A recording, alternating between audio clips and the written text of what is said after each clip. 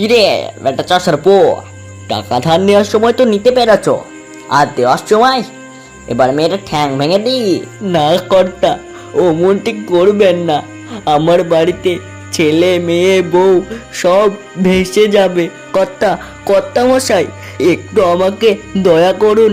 ও, এবার আমি তোমাকে দয়া দেখাবো? টাকা ধার নেওয়ার সময় তো মনে ছিল না? এনাপলা, দুটো লাঠির বাড়ি দে তো, তারপরে বুঝতে পারবে কত ধানে কত চাল। তবে লে আমাকে তুতলা ভেবে ভুল করিস না, ঠেঙে একদম রফা তফা করে দেব। মেরো না গো, আধ পেটে খায়, তোমার হাতের মার খেলে তো একদম আমি মরেই যাব। তাহলে পেরোতে কর্তা মতায়ের টাকা তুই তমেত পেরোতে, না হলে ও কর্তা, কটা দিন সময় দিন আমাকে, আমি ঠিক সুদ সমেত মিটিয়ে দেব। বটে, সুদ সমেত টাকা দিবি? তোর যা ইনকাম তাতে তোর ফ্যামিলির অর্ধেকও পেট ভরে না তো, আর তুই সুদ সমেত টাকা দিবি? সবই আমার কপাল।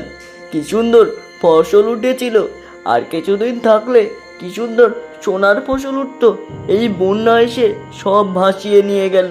আরে সে আমি কি জানি, আমি কি দল ঢেলে তোর ভুঁয়ে বন্যা করেছি নাকি? আমি তোকে ধার দিয়েছি, তুই আমাকে সুদ সমেত টাকা ফেরত দে। একবার দুগাই লাগিয়ে দি কর্তা, তারপরে বুঝবে মদা কত দানে কত তাল। আমাকে একটু সময় দিন, দয়া করুন কর্তা, দয়া করুন, আমার ছেলে পিলের দিকে একটু তাকান। ঠিক আছে, তোকে 1 মাস সময় দিলাম, তার মধ্যে যদি তুমি বাপু টাকা না দিতে পারো, তাহলে তোমার ঘর আর বাড়ি সব কিছু আমি দখল বসাবো কিন্তু। হ্যাঁ, এই বলে রাখলাম। মাত্র 1 মাস? এ কি করে হবে কর্তা? আরে, একে যত কথা বলা হচ্ছে ততই একদম মাথার উপরে উঠে যাচ্ছে আমার মুখে মুখে কথা। এই, তোর তো তাউত কম না, তুই কর্তার মুতে মুতে কথা বলতিস। বাদ বাদ, এখান থেকে বাদ, কর্তা এখন ব্যস্ত হতে।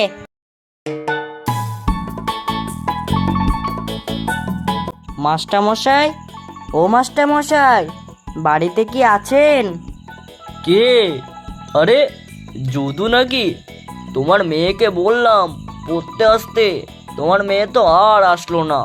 মাস্টার মশাই, আমি খুব বিপদে পড়েছি, আপনি এখন আমার বড় ভরসা। তা তো জানি, তুমি বিপদে না পড়লে আমার দিকে ঘুরেও তাকাবে না।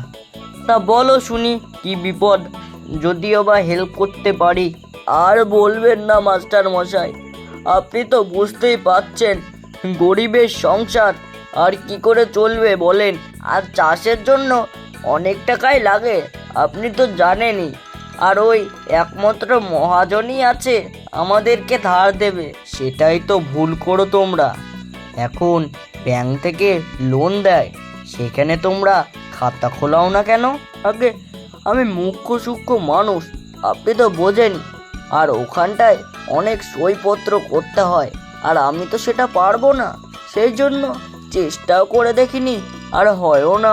আরে, কে বলেছে তোমাকে এইসব ভুংচাং কথা? আর কিছু হলে তুমি আমাকে ডেকে নিয়ে যেও, তারপরে দেখবো কি হয়। আরে, ওই মহাজনই তো বলে ওইসব ব্যাংক ট্যাঙ্কের ব্যাপার আমাদের মতো লোকের জন্য নয়, সেই জন্য মহাজন বলে একটা টিপ দিলেই একদম ধার দিয়ে দেয়, তার বদলে কি কি লিখে নেয় সেটা কি তুমি জানো? আর সুদ কত বেশি নেয় সেটাও তো বোধহয় মনে হয় জানো না। না মাস্টার মশাই, আমি কিচ্ছু জানি না, কিন্তু আমাকে ঠকিয়ে নেয় সেটা আমি ভালো করে জানি। আর 1 মাসের মধ্যে টাকা সুদে আসলে না শোধ করতে পারলে আমার বাড়ি দখল করে নেব বলেছে। আমি তো একদম পথে বসে যাব। হ্যাঁ, কি বলো, বাড়ি দখল করে নেবে? দেশে কি কেন আইন কানুন নেই? আপনি বলুন মাস্টার মশাই, কি করব আমি এখন?